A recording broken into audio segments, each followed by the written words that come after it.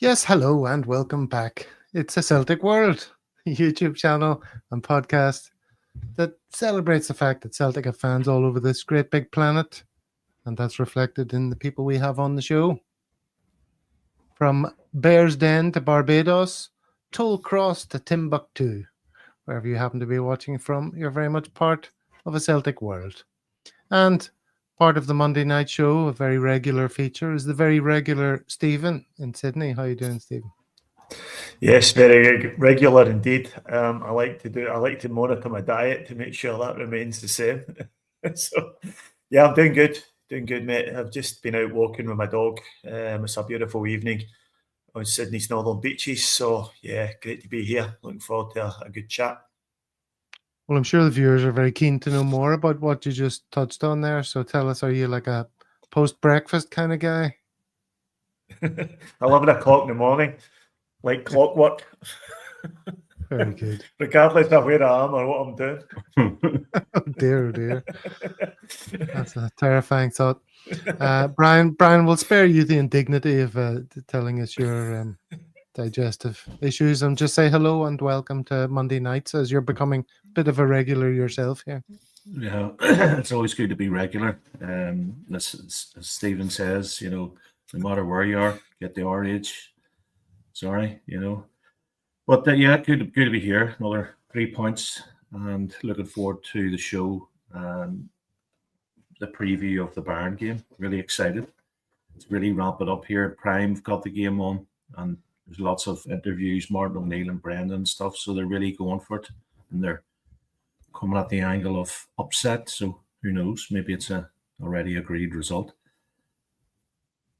Yeah, there's a lot of talk about it. Let's say hello to a few of the guys and girls in chat. There's Monty, Christophe, as always. Always the first couple in there. Who's the snitches in town? Hail to you. Tam Mac. Mickey Burns from a chilly Italy, he says. There's Monty describing the lineup today as the Holy Trinity. I did say you were looking rather priestly today there, Holy Trinity. Brian, so maybe that's what Monty's picking up on. Yeah, anything to cover up the chins, All right. Well, hello to everyone in the chat. Oh, there's Paddy Lavery's in town, lost in Bangkok. Everyone's saying hello. Can't get to everyone. But you're all welcome, piling in. Tell us about your digestive issues if you want to in the chat. That would be fun. You always like a tangent, so it'll keep it entertaining for us as we look through it. Speaking of digestive issues, what's on the menu? Well, we have, first of all, obviously the Dundee United game. We're going to go through some stills of that, talk about what that result means in terms of implications for the season domestically, and indeed a little bit about the future, the very future of Celtic, where we see the club going. And number 3, implications for the Bayern game, obviously, as Brian intimated, that's all hotting up. So we're going to get into that. And then a little bit about Celtic in the news. We probably, again, won't have time for the quiz, but that's always there as a sort of catch-all in case we run out of things to say at about 45, 50 minutes. But that's never been the case yet. All right, so shall we plow on with the game, gents? Yes, and my caveat was I couldn't get the stream to work, but I have done extensive research by the good people on YouTube. Okay. Well, I mean, Paris thought that we would ask you about a certain incident and you couldn't remember it. I mean, I'm sure that would. No, I've written the highlights reel of the highlights reel. Okay. But I've got some information. Right. So the very first still I have is Callum McGregor takes 7 touches, Stephen. The 7th being the strike. This was glorious. It was a game of great goals. Yeah, all the goals were of the highest quality. This was a great goal from McGregor, and something that he's not really been doing much this season, like getting into forward areas like this. But he has got really good close control, and he's got this great ability to get a shot away without much drawback on his foot. So he just kind of starts. It's really poetic to watch. It just looks so graceful. He just glides past players and he seems to effortlessly just guide the ball into the corner of the net. So it's a fantastic goal. Very interesting to see that McGregor, in a team full of changes to the lineup, is still there or thereabouts, and I think that just underlines how important Rodgers sees him to the team. He just seems to be like undroppable, where guys are getting rested all around him, and you would think getting into his 30s now, he would be a prime guy to be sitting out games, maybe just like this one, given the context of the two Bayern matches being either side of this game. But again, he's playing and playing really, really well. Mark Nisbet's right. He does need an able deputy for precisely those reasons, doesn't he? I mean, you want to give him a break occasionally. But only one game this season has it been that he's actually sat out. I remember hearing, it was Rodgers or Martin O'Neill, one of the two of them was saying that Calmac is used to playing, his body's used to playing 50 plus games a season. So if you rest him, you're almost putting his body out of sorts. He's used to playing and traveling with Scotland and 2 games a week for the last 10 years of his career. So his body is used to it. Although I always worried about him and KT burnout, but he seems touch wood to be. He's not injury prone or anything. Did anyone just looking at the still of the game, Gav, to remind anybody of Diego Maradona versus Belgium when he dinked the ball? When Calmac got the ball, he was there was a still of the picture, and it put me in mind of that game. Maradona, and there was like 6 Belgian players around him with Calmac's intricate feet, and he went down like a lead balloon. Anyway, moving on. Anyway, that one will be getting clipped, won't it? Celtic podcast compares Callum McGregor to Diego Maradona. No, it's the infamous picture. Yeah, I know what you mean. It's like the Wales home top. We've got must have been made by Admiral, one for the kids. 86, I think. Yeah. The thing is, we're never going to know if we've got an able deputy there until we actually try someone in that position, which would mean, leaving him out of a game or two. I mean, Arnie Engels can play in that role and has done for Augsburg in Germany.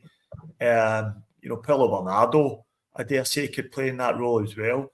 But they never get a chance to show whether they can or they can't. Probably Luke McCowan could have a good run at it as well. It just seems to be they just don't want to take him out of the team for whatever reason. And you're right, Brian. If he's fit and able to play 50-odd games a season, then fair enough. But you'd hate for that to all come back to bite him at some point, as we reckon it did in the past with Kieran Tierney. Yeah. Plus, the years catch up with you. Comes a time when you can't keep doing what you've always been doing.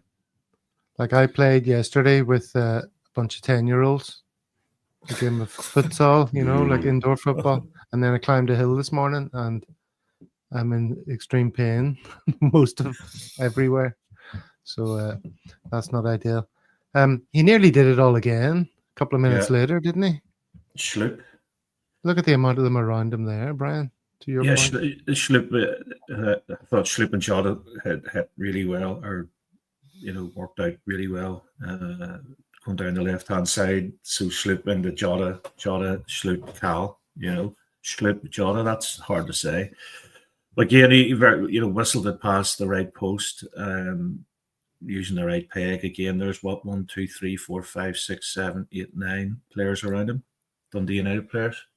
Or maybe I'm seeing too many. There's 3 in the middle. 1, 2, there's 3, quite a few 6, around them, all right. 9, if you count, if this sort of sums up the United approach to the game. If you count there's actually 10 Dundee United players in that frame. So that's an entire outfield team, all in the one frame, all within 10 yards of their own penalty box. So that kind of shows you how much we had them pinned back at that point.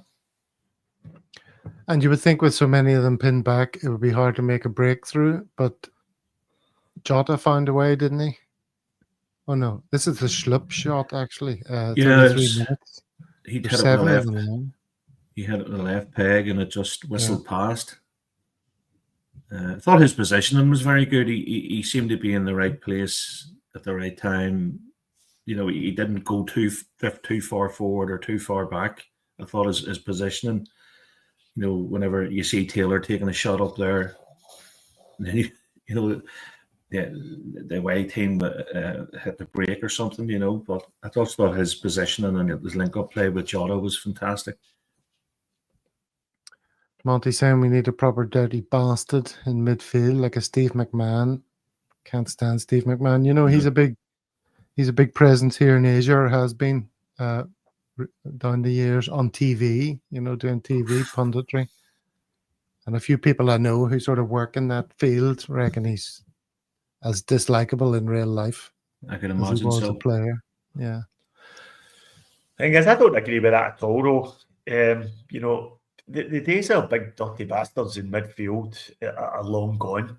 You know, you're sort of. I take the point that we probably do need to be looking at a more defensive profile of midfielder, but you know, you just don't get these types of players anymore. You need a guy who can read the game well.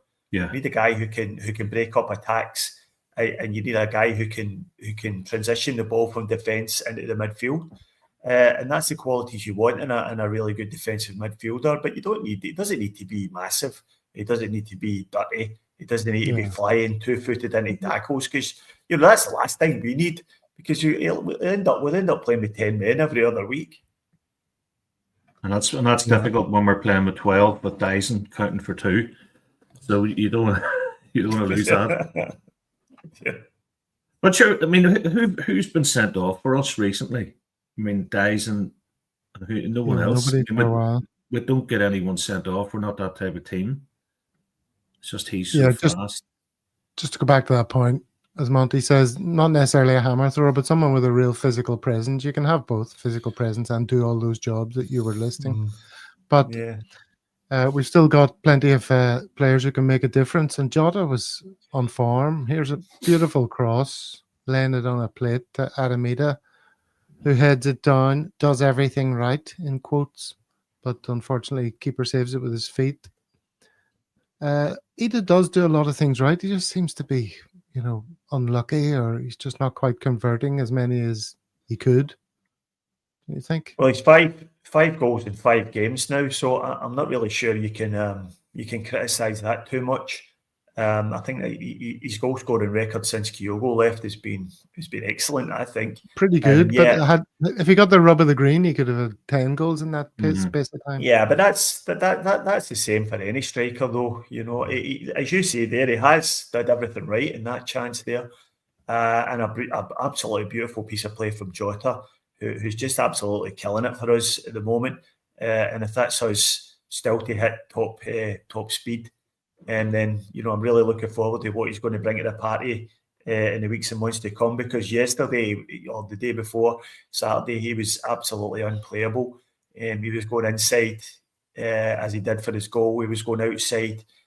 He just gave the fullback an absolutely torrid time, and he's put one right on Ida's head there after a really nice bit of play out on the left hand side.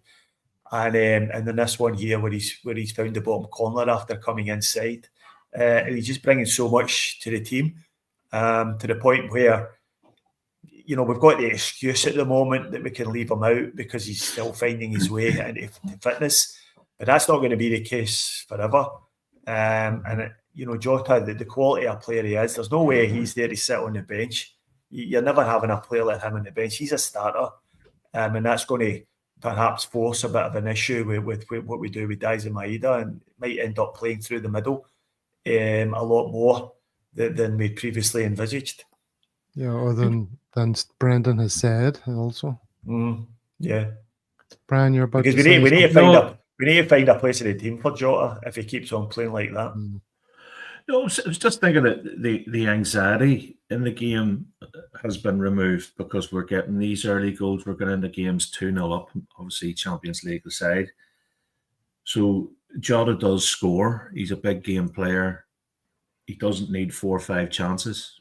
you know, and he's been scoring as a result, as Stephen said, with Kyogo being away. He just stepped up. And all he needs, Gav, as you said, you know, a bit of luck. He's been unlucky against them. He's had a couple of goals disallowed as well, ruled out for the smelly VAR. Yeah. Well, Jota's certainly a big game player, and you know, it's just amazing to see him back doing what he used to do for us. It feels like we've kind of traveled in time or something. I mean, these things usually don't work out that well, but it's all going brilliantly, and he loves a celebration, doesn't he? Loves an iconic celebration. I'll even forgive him in the knee slide. Knee Because slide, of the additional punch. It was a 10 out of 10 knee And slide, though, wasn't it? It was absolute perfection, as knee slides go. And then he gives it the arms out and the sheer happiness with all the fans behind him. He loves an iconic pose, has to be said. He does indeed. Everything all right there, Stephen? You got some distractions going on in your recording studio? Yeah, there's always something, isn't there? They've not any background noise. Okay, when we're talking about Ida and Jota, this next clip, this is when Jota, let me see, did I get these the wrong way around? Yes, here. This is Jota about to cross. He's just making contact with the ball there for Ida. And you look how far behind the defender Ida is. Yeah. And he almost gets to this, but the defender gets a leg in. Does that give you the impression that they just need to get to know each other a little bit better? You know, the speed of delivery and the like, before those two are combining to tremendous effect, Stephen? Yeah, I think that's a fair point. I think in general terms, I think Adam Ida's just getting up to speed with being a regular starter in the team. You know, he's another guy who hasn't played long minutes that much this season before Kyogo left. He was playing in fits and starts. Only had a couple of longer games. So I think he's just getting up to speed, and he just needs to learn to get on his bike a little bit quicker. Anticipate the cross coming in, and there is a. Oh dear, we lost Stephen there, Brian. Just us, Gav. Could be worse. Could you imagine if you went down? That's what she said. Podcast finish. Oh, sharp. Podcast finishes at 5:00. No Celtic content at all. Well, let's move it on to the next one. On 39 minutes again, Jota. He had a lovely little moment where he sort of gained a yard, left foot, right foot, got past his man. He's just a joy to watch, isn't he? He's a delight. Absolutely. Did anything come of that? No. This was the next thing he was involved in, which was the high boot that nobody saw and VAR didn't pick up. What do you think of this incident? Stephen? No, Stephen gonna be able to help us out. Paul, where are you? I guess that wasn't in the highlights. No, it wasn't. It was the big fella went in high boot on him, or was it the other way? Yeah, but it was funny because Jota kind of ran into him, and at the last minute, the guy sort of stuck his foot up, and the free kick was given to Dundee United. Funnily enough. All right, you may have seen Yang going through. Tell me you saw this, and you're just pleading with him. Go on, son. Go on, just pass it. Yeah, Jota's that's free. right. Yeah. So Yang fires it out to Jota, who I believe goes across the Ralston, and then it comes back out again to Ida, who controls it, and then top right-hand corner or bottom right-hand corner. Sorry, this is probably not the goal, is it? No, it's not the goal. I don't know what you're talking about there. No, but you let me mosey on and describe the goal. This is when Yang is through, and all he's got to do is release Jota, but he kind of overruns it, and then one of their defenders comes in, and it's a free kick to us. But it should never have got to that stage. If Yang was the Yang that everyone's claiming he currently is, he's come good and he's going to be great for us, he would have released that earlier. But that was a bit of a throwback to the Yang who doesn't make good enough decisions and is a bit. Well, that's it. If he's instinctive, it comes off. But if he has to think, it's he had too much time to think about this one. McCowan free kick. I don't know if you saw this. Oh yeah, highlight. that was quite. Look at Rio there. That must be a new thing. He's down in one knee doing the BLM. No, a great free kick up and under. Quite put your mind of Alan Thompson versus Liverpool, but obviously Thompson's went in. It's good to see. McCann has that in his locker, and you never know when we need it. So it's good to see him do that in a real game, in a proper game. Mm-hmm. Now, I see a lot of people in the comments talking about how the ref was rotten. Yeah. And one of the worst things he didn't pick up on a couple of fouls here and there, and did a few inexplicable things. But this is the moment where he failed to allow play to continue. And you can see our players' reactions there. Look at them all arms in the air. Everyone apart from McCowan, who's on the ground, having just been fouled or picking himself up. They're all throwing their arms up in disgust that the moment was stopped. You mind this? I don't have. I'm sorry. It's like being at school again. When you haven't got your homework done. Well, this was one of the key moments. Well, it wasn't a key moment in the game, but it's what a lot of people show it on the highlights, right? Okay, it's not in the highlights. But the second picture shows it even better, because that's McGregor running through. He's about to go to the halfway line. They're caught short. It's a 4-on-3, most likely, maybe even a 5-on-3. And the referee blows his whistle, stops the game. And the commentary team were even saying, like, what the hell is he doing that for? That is appalling. They should let the play play on. Yeah, let the play continue. And if nothing comes of it, call it back. Speaking of calling it back, let's call back Big Steve. Thank God. Apologies. My internet took a shit. Speaking of digestive issues. Yeah, well, Gav said today. Gav said Dundee United got caught short there, so must be a thing. Yeah, the goalkeeping where he didn't let play continue, Stephen. Yeah, it was terrible piece of refereeing. And then, Nick Walsh, I think is one of the better referees in the country. So I don't know what he was thinking there. It was just an awful piece of refereeing. And you can see there we're in a great position to get through the line. And look at all the players with the arms in the air. Everyone was just appalled. I know. No, it was really bad. Shocking moment. Okay, next there's an in-swinger here. I don't know, were you all listening to Peter Grant going on about in-swinging corners and how much we should always play in-swinging corners because they're harder to defend against? This was an in-swinger from McCowan. CCV gets a touch, and you can see Yang just ghosting in at the back there to do very little. Any strong feelings on in-swingers? Yeah, in-swingers, it depends on who's taking the corner, of course. If it's a corner from the right and it's a left footer taking it, then it's automatically going to be an in-swinger. But if your corner taker is right-footed and he's taking it from that side, then it's going to be an outswinger. And outswingers can be dangerous as well if you do them right. If you make your runs correctly. And, we've scored plenty of goals from out-swinging corners as well. But I know what it means, everybody likes to swing it in on top of the goalkeeper. But the other thing is the in-swingers, you're putting it into the area where everybody is. So it's probably a little bit easier to defend that area as well. Another moment of Nick Walsh. You can see he's far too far away there to see the double foul on Engels, Brian. He nearly got hit himself.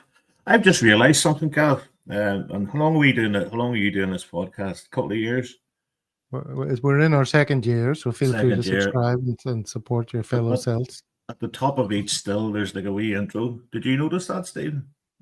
The wee intro bit? It says like 57 minutes and then... Yeah, I don't always show it. Sometimes, I go like full screen. Yeah, that's good. That's good. It's good for me to know whenever I don't know what's going on. Yeah, just read what it says. It's like cheating, Say Nick what Walsh standing in front of him, didn't even see it. You know what I mean? That just he's bit of a wee man syndrome in there, isn't there, with Nick Walsh? He's the wee guy that looks like, you said he looks like somebody out of ITV, didn't you, before? Oh no, that's Stephen? not Nick Walsh. That's Oh, no. another guy who looks like your man from. Well, I just said "Say What You See." It's that show, isn't it? Catchphrase. The modern day Oh, yeah. presenter of Catchphrase. Speaking of wee men, Greg Taylor had an effort, which was well saved by the keeper, and then this resulted in a goal, didn't it? 83 minutes.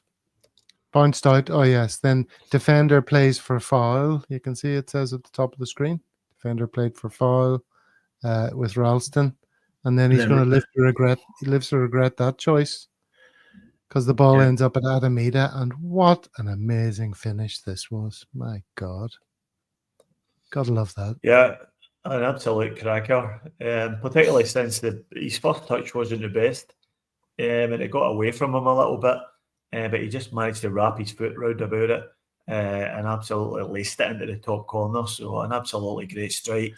And that was watching at the time, I was convinced he was going to pull that back for a foul from Ralston, but it wasn't a foul. It wasn't a foul, but we've seen them given unless Rangers are involved, in which case they're not given. But we might talk about that in a bit. Oh, Adamida's got his own song now. Adamida, here we go again. And that's what they were playing, Mamma Mia, in the background there, maybe. Interesting. I'm working on an Adamida number myself, not to the tune of that. No. It was the stadium announcer, the DJ, played that song for Adamida. He didn't really, get into it. Like, God, they're choosing some funny songs. There's Mamma Mia for Adamida chant. And then the Maida one, which is Tequila. Have you heard that? Oh, yeah. Maida. Then the obligatory Hawaii 5-0. Oh, they play all the same tunes, don't they, for each school? Fiesta. Waiting for Big Bad John. Used to like that one for Hartson. Big Bad John. But back to the Adamida goal. What I liked about it as a striker myself, Brian, it was a half volley, but normally a half volley is one where you get over the ball and you put your laces through it and you hit it with the top of your foot. This was a half volley where he hit it with the side of his foot and curled it. It was a curler, but he made contact with the ball when it was in the air. It wasn't on the ground. It was an incredibly difficult thing to do. And if it wasn't Adamida doing that, if one of the Bayern Munich players had done that, you'd be saying, well, yeah. I mean, that's football. Footballers of the very highest quality do things like that. Yeah, I think it was the pick of the goals, definitely, and it was great technique, absolutely great technique. I mean, 99 times out of 100, that one ends up in the upper stand, but he's controlled it so well, and I think that's the mark of a player whose confidence is really high, and he's quite happy with how he's playing. So. Nobody would have criticised him if he just brought that under control and squared it to someone along the edge of the box or something. But he's got the confidence in his own ability to wrap his foot around it and lace it into the top corner. So I think that's great for Adamida and definitely for me the pick of the goals. And when you see him doing something like that, Brian, don't know about you, but I think to myself, if he can keep working on his game, what is his ceiling? Because that is truly an amazing finish. Yeah, he's got the technique. He's got, a bit of skill about him. May come in, he would have been taking penalties as well for us. I think he needs to maybe work on his physicality of his game. But then, do we need that? That's not the way we play. We play on the turn, for want of a better your digestive reference again. Is that a digestive reference? Well, no, the milk's on the turn. The milk's on the turn, Oh. But can he hit a free kick? I'm sure he can. He's good at the dead ball. But he's still in development. I mean, that's a good thing about him. We've got him. He's in development. Sorry, Stephen, go ahead. I think, and my feeling is that if Brendan Rodgers owned and operated a factory for making players, then Adamida would be one of the players that came out of that factory, because he's exactly what Brendan Rodgers loves in a striker. He's big, he's powerful, he's quick, he runs the channels really well, and he clearly get the eye for a goal. I mean, he's very, very reminiscent for me of Moussa Dembele when he first arrived at the club, and he turned out to be a great player for us. And I think that's we're talking about the ceiling, talking about how far Adam Idah can go. I think that's what he should be aiming at, is to get to where Dembele was, because he's got all the attributes. He can improve. There's improvement in him, and I think he's working under the right manager to improve. And I think you're going to see him come on leaps and bounds. And Brendan loves a melanated player, doesn't he? I mean, I remember Brian saying before he loves a brother in the say a brother. I love the brothers in the hoops. Oh my God! And Brendan's doing that. He's brought in Trusty, Idah, now Schlupp. Schlupp. You know, it's nice to see a bit of contrast with the white of the hoops. I mean, isn't it? We love an Irishman as well, don't we? We love a good Irishman in the team. I know, so especially one that's good at football, preferably. So it's great to see. Brian Warrior here saying Idah's goal took him 1 goal beyond Kyogo for the season, but in about 3/4 of the same game time. Yeah, I see Kyogo has hurt his shoulder playing in France, and we discussed this a little bit on the chat group, and I've said I don't like it when people, pour vitriol at Kyogo now just because he's not with us anymore. Such a lovable wee dude, and we all adore him. I don't think there's vitriol. Well, there is. Well, not from us. No, he's a great wee man, but I'd rather have Jota. I like where we are now. It's like the, revisionism and all the rest of it. But, I really love Jota. I'm sorry, you forget that, the ex-girlfriend dumps you, heartbroken, then Pamela Anderson phones, and well, who? It's just great to have Jota back, and Jota in his prime, ready to go, hungry. And I think anybody throwing shade at Kyogo is venturing into absolute dickhead territory. Well, because if you can't look beyond the fact that he's left Celtic now and remember what he brought to the team, remember all the goals, remember all the goal celebrations, remember the fact he's an absolute verified, certified hunt scalper, and they were absolutely terrified of him. If you can't put to one side the fact that he's a footballer with ambition, then there's something seriously wrong with you. And I know it's just a symptom of social media these days, is throwing out nonsense like that. It's become par for the course. But if you want to have beef with anyone, I think the person you should have beef with is the Japanese national manager, Moriyasu, who clearly can just get himself completely to fuck, because he's a guy who's showed absolutely zero respect for the Scottish League, zero respect for Celtic as a team, and zero respect for what Kyogo's achieved at Celtic. And it's absolute nonsense, considering he's picked Daisy Maeda all the way through. And if, as it seems, is the case that Kyogo's done his shoulder, it's potentially season ending, and he could end up playing in the French second division next year, and all because Moriyasu forced him into a move. So he should have a problem with the national team manager as well, because arguably he's put a knife through his career by forcing him into that move. Well, terrible move for him. Yeah, let's look at if Rennes get relegated, we come back in with 2 million. He's back up the road again. What do you think? Who knows? We'll have to see. It's happening all over the place at the moment. Brian Warrior, I take your point. No, I wasn't suggesting that you were saying that. I know you were just comparing Idah's record with his, but it just made me think of that point, that you do see that on Twitter and the like. Anyway, I still stand by the notion that we sold Kyogo at the wrong time. I think we should have kept him till the summer, and I will die on that hill. We should never have let him go until a replacement was in the building. Okay. Let's finish off the game then.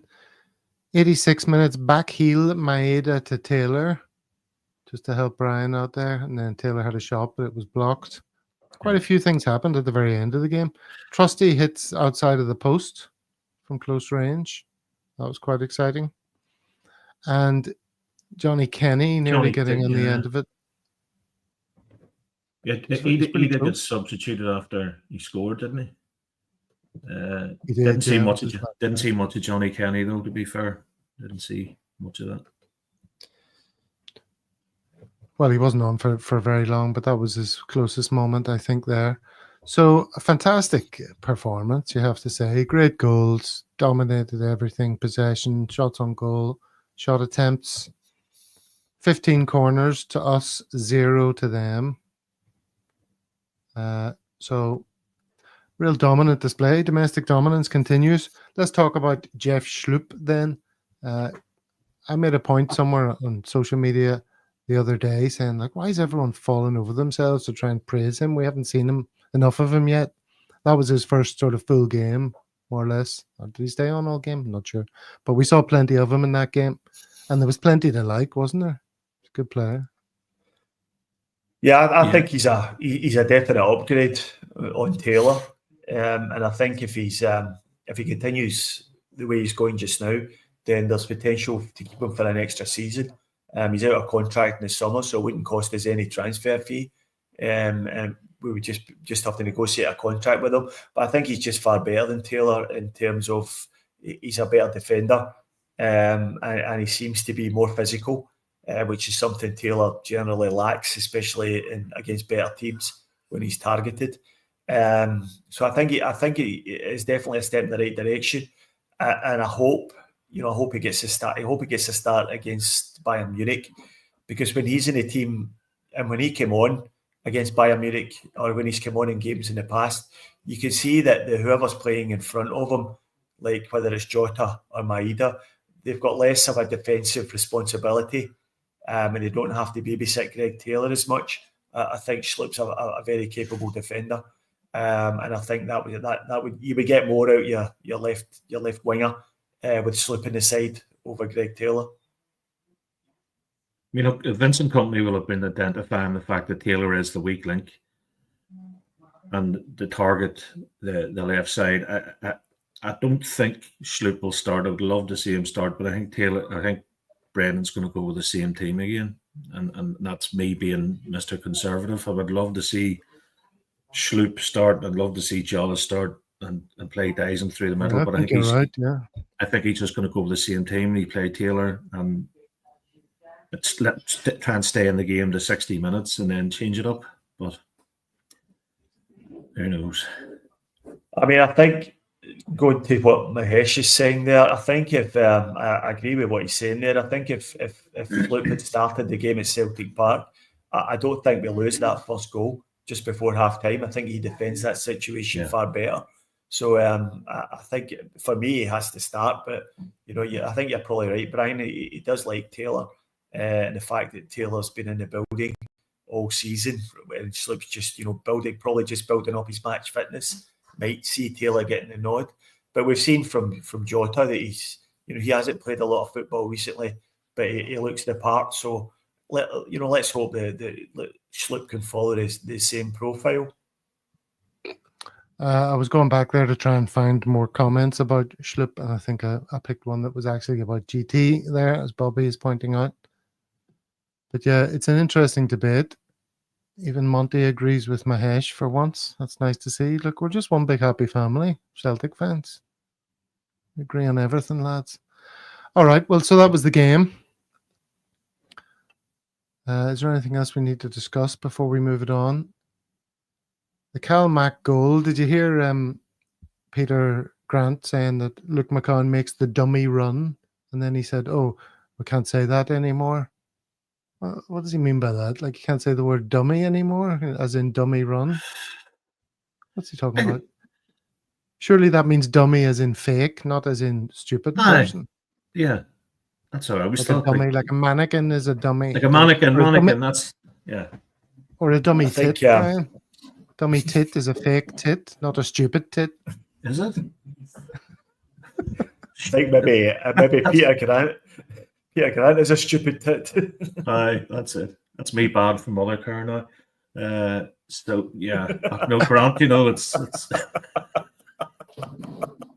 again. Ever since Mahesh pointed out that Peter Grant is a tactical genius, actually, the content of what he says is normally very, very good in terms of the game. He really sees what's going on. So, all right. So, what does that game mean for the rest of our domestic season? That's the question. Does anybody think there's remotely a title race left, or when are we going to wrap this up? Was it 12 games to go, 13 clear? Isn't that? Well, these are the games, the pre-split games. Do we want to pick a game where we think? Has anyone done the maths on this? No. Well, I think if we keep on, we just need to keep on winning games. And I think 13 points ahead. What's that? That's like four wins. So we probably clinch the league. Maybe the first game after the split. So that's fine. But you can only really see the gap at the top growing from here. Yeah, I think that the game on Saturday was one of the games I had half an eye on as a potential banana skin, to use a cliche, because coming off the Bayern Munich game, being sandwiched in the middle of the two legs against Bayern Munich, and playing a team, Dundee United, who are the best team out with us and Rangers. So that was a potential banana skin, and we put them away with absolutely no problem at all, despite changing half the team. So I don't think we've got anything to fear for any of the games there. Hibs away, the next game, which is I think next weekend, will be tough. But I think we've got enough in the tank to beat them. Aberdeen at home, Aberdeen are not great. St Mirren away, another game we should be winning, and then Hibs again at home before we play them. And I think if we get maximum points out of all these games, we can more or less wrap the league up at home to them. So that would be a nice way to do it. It would, but I'm hoping that MT Celts is right when he says March 29th. If we win on Sunday 16th, if everything stays the same, March 29th, just to remind you, is the Hearts home game. And that's the one that I want to see because I'm due to be there. So that would be awesome. All righty then. Don't be selfish, Gav. Don't be selfish. Well, I know no other way. You know me by now, Stephen. All right. So what is it? That's what it means in terms of the rest of the season. So just a quick one here. This is apropos of nothing really, but Hearts and Rangers obviously played the other day, yesterday, wasn't it? And Hearts looked good and looked like the better team and somehow contrived to give them 2 own goals. And then there was, of course, Beaton's refereeing. Did you see that moment where Hearts had a penalty claim? Nothing came of it and they went up the other end and scored. And there didn't seem to be anything, VAR review or anything, no pictures or... Yeah, Stephen, you're aware of this incident?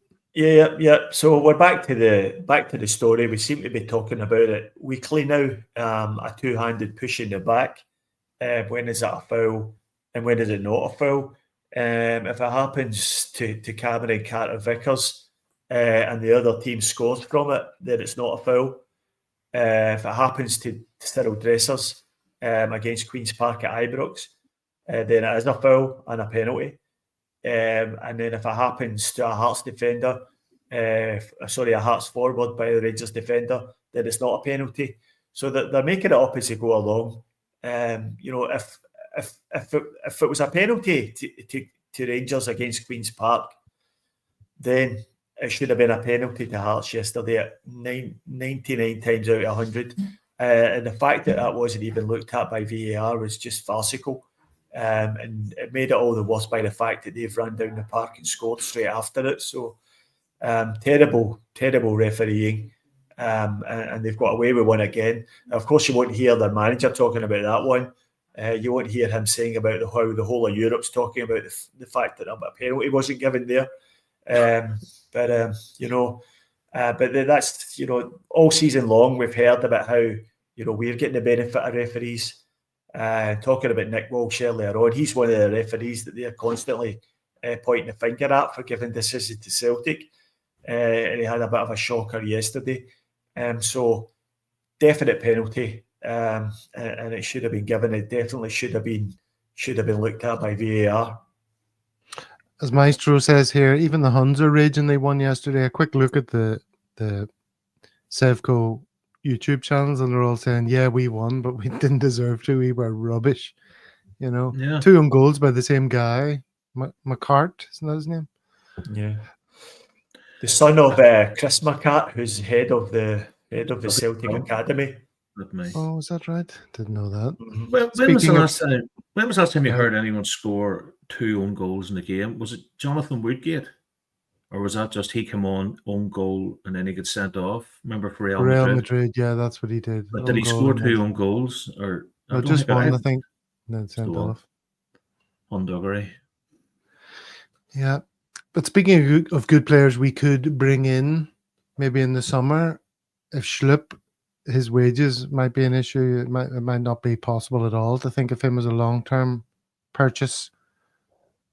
What does anyone think of this young man, James Penrice? He's like Hearts player of the season so far. Used to play for Livingston. He's only been at Hearts this season. He strikes me as a really good player, and it'll cost absolutely nothing. Anyone have any views on him? Well, I think he's absolutely pish, Gav. Yeah. You beat me to it. Yeah. There's I think he's absolutely pish. Pish. Absolutely pish. He's a million miles away from being a Celtic player. Yeah. Get a grip. If you can't beat the worst Rangers team in history at home, then he's not good enough for us. Here are the new contributors to Celtic World that I'm going to get in contact with. Pete McGee likes the look of Penrice. Maestro says, good player. And there's a few others who say, no, not good enough for the Champions League. Okay, fair enough. But that brings us on to the next point then. The future of Celtic, right? We're now playing in an expanded Champions League. We're playing on the domestic front and in a Champions League that will continue to expand or be replaced by some alternative Euro League thingy. Are we not getting closer to the situation where we almost have 2 squads, a domestic and a European one? And I would have thought that the likes of Penrice would be perfectly good enough for the domestic one. And if you've got KT fit and able, he's obviously your man for the bigger games. Do you think that's where we're headed? Is that the future for Celtic? No, I don't think it is. No, I think when you talk about having a team for Europe and a team for domestic games, then you're back into the realms of the nonsense that David Murray came away with when Rangers were cheating their way to title after title. That's what he said. He intended to have a team for domestic and a team for Europe. Now, to me, that's just a total lack of respect for the domestic game. I think, if you've got what we should have is a squad with genuine competition for places, with 2 players for each position who are as close as we can get in terms of quality. So if you've got Kieran Tierney at left back, then you don't have Penrice as his backup. Because, if you're going to do that, you'd be as well keeping Greg Taylor. Because to me, Greg Taylor's twice the player that James Penrice is. So, if James Penrice improves tenfold over the next couple of years, it might be as good as Greg Taylor. But we need to be aiming higher than that. And the same goes on the other side for right back. We've got Alistair Johnson and Anthony Ralston.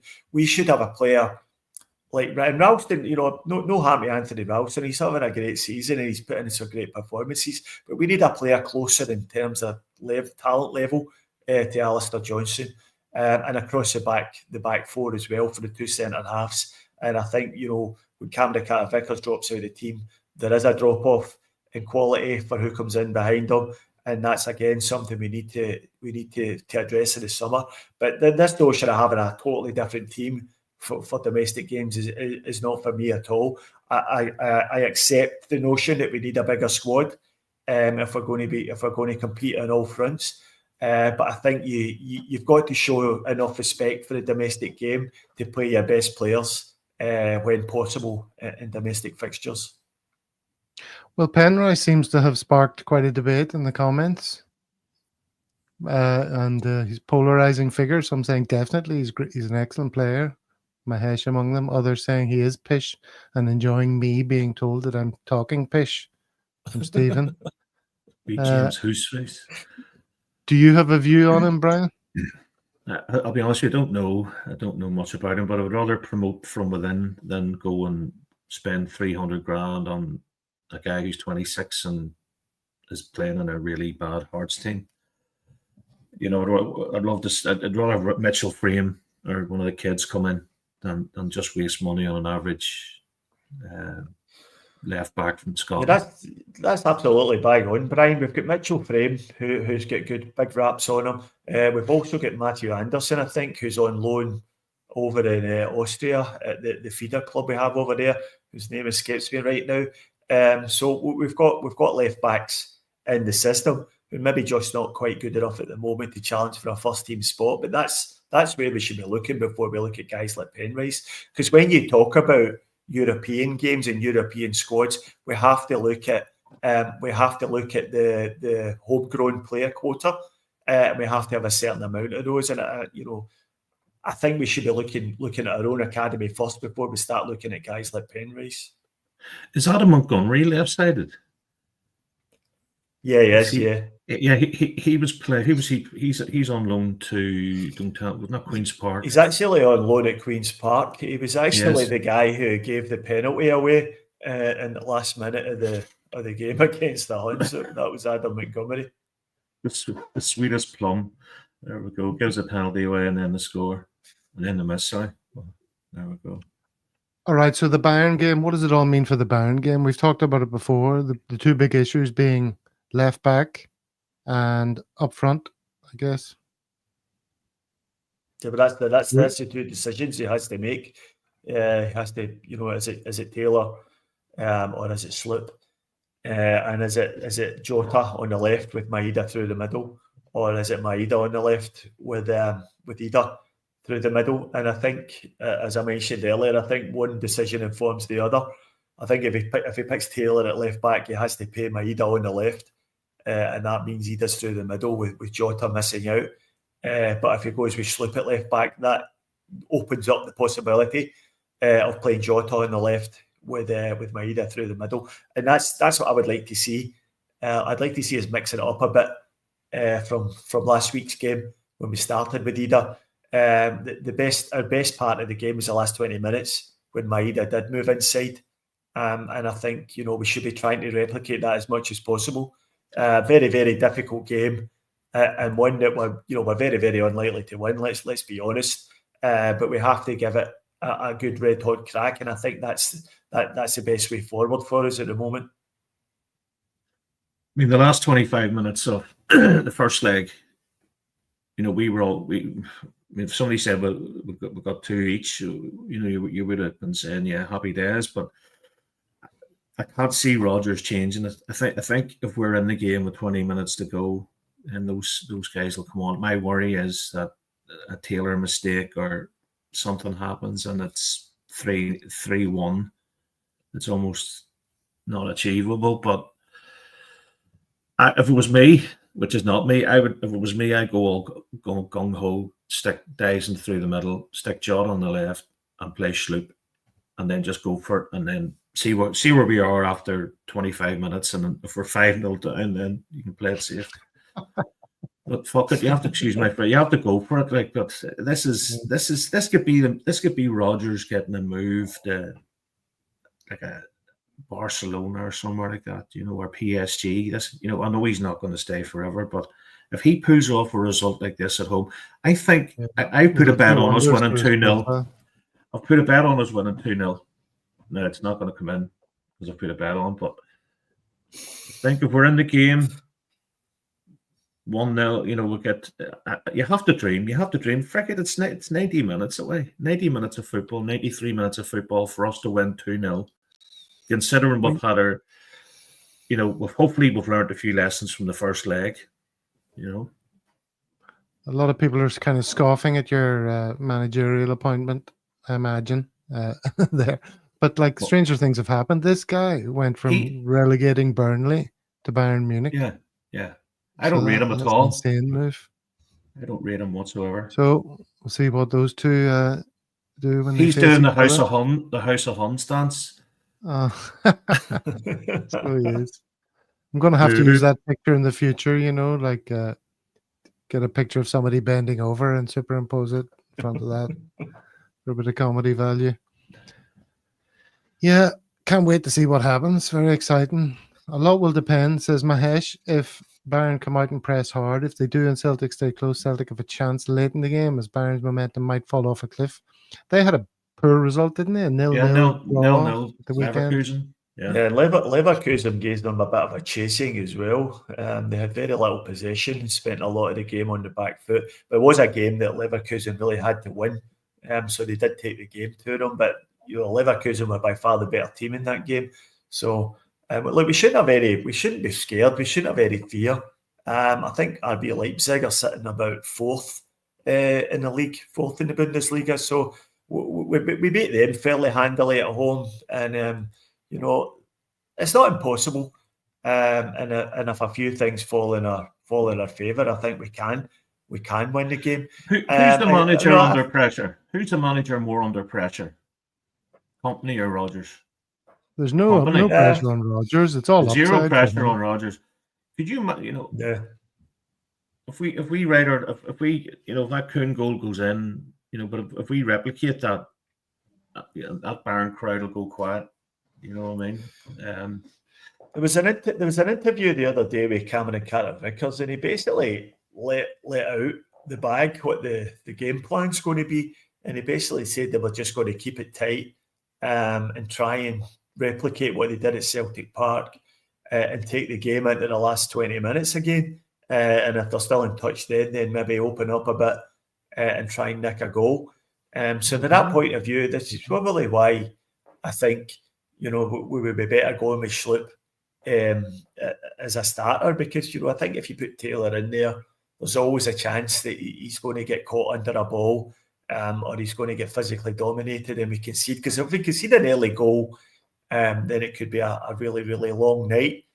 So that's what we need to avoid. And I can see us putting in a kind of Atalanta type performance.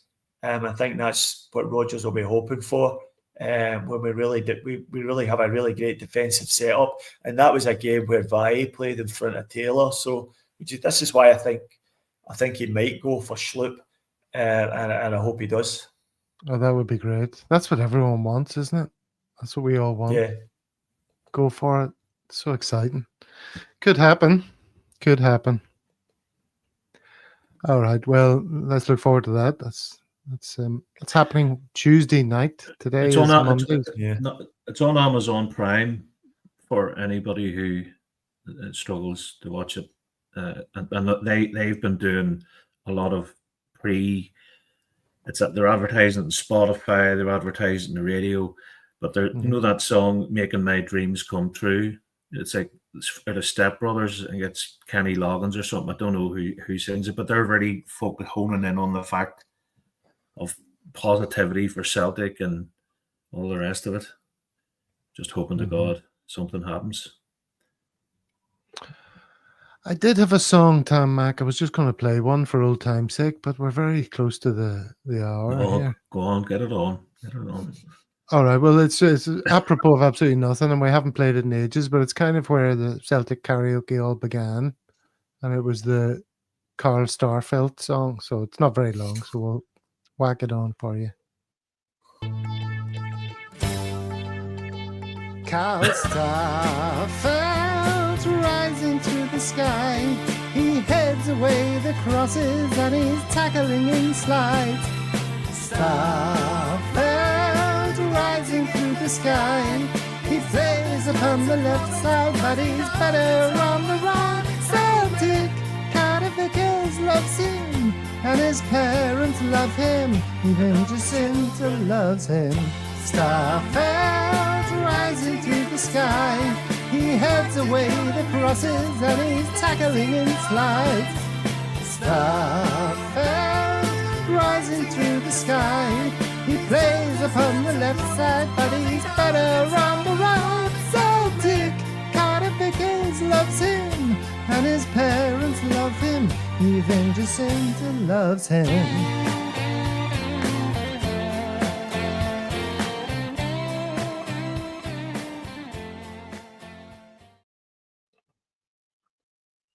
There you go. Starfelt rising through the sky. You like a bit of Bowie, don't you, Brian? I do indeed, yeah, I do. I like all things music related, but yeah, that was good to hear. Good to hear. Player that could he potentially come back? We're going to get the band back together again. Is he broke up with a big girl, or is he still going strong? I think he's moved on. I don't know. I don't know how that one's going. Together. Yeah. I don't know. You like the way the video paused there for an excessively long time on the rear shot? Was the that was the only reason. That was the only reason you played that, wasn't it? You're shameless, Gav. Absolutely shameless. All right, let's wrap it up with a few other bits of Celtic in the news here. Over to you for this one, Stephen. Let's talk about showing Israel the red card, that movement by the Green Brigade, and how it's been picked up in a few places. You want to talk us through that? Yeah, it all came off the back of the banner that the Green Brigade had up in the North Curve at Celtic Park for the Bayern game.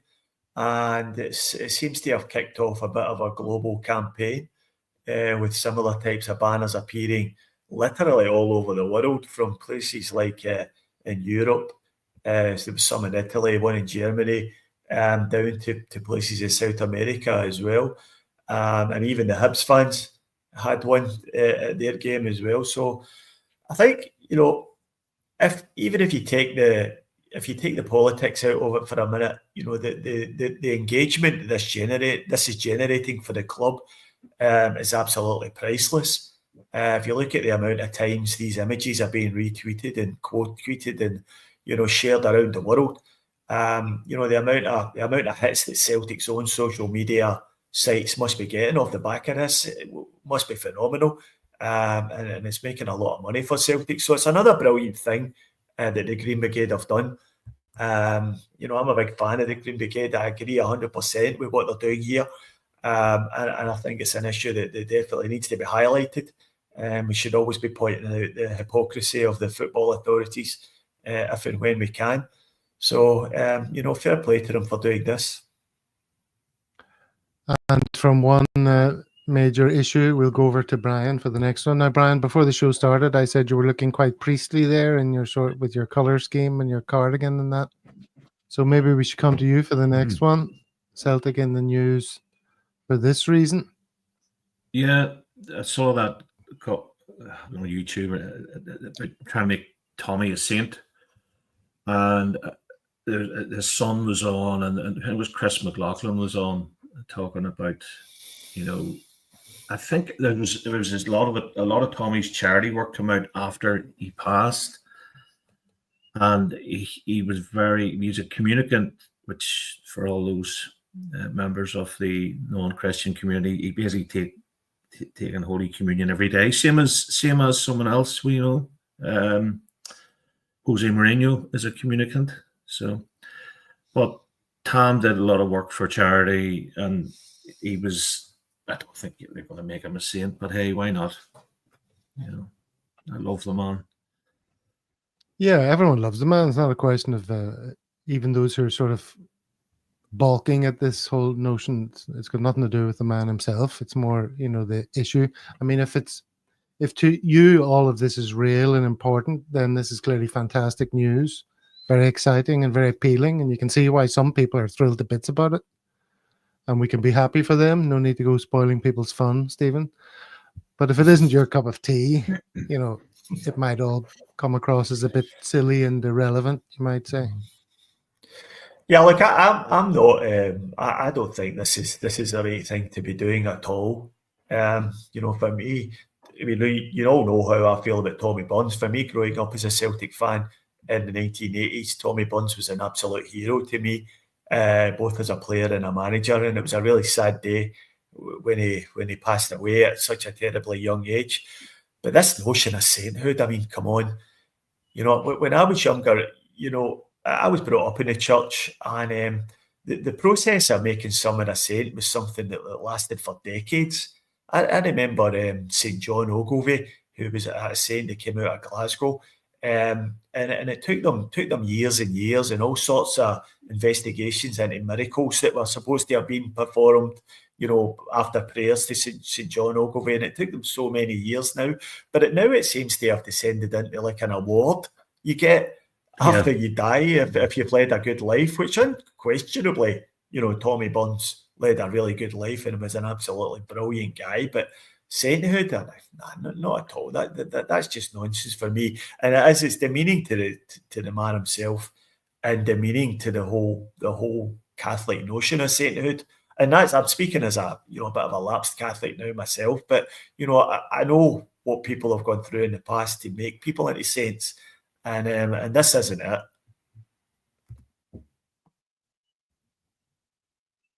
Yeah, I mean, it's an interesting topic. Like, the Celtic fan base is, pun intended, a very broad church. You know, we're not all Republicans.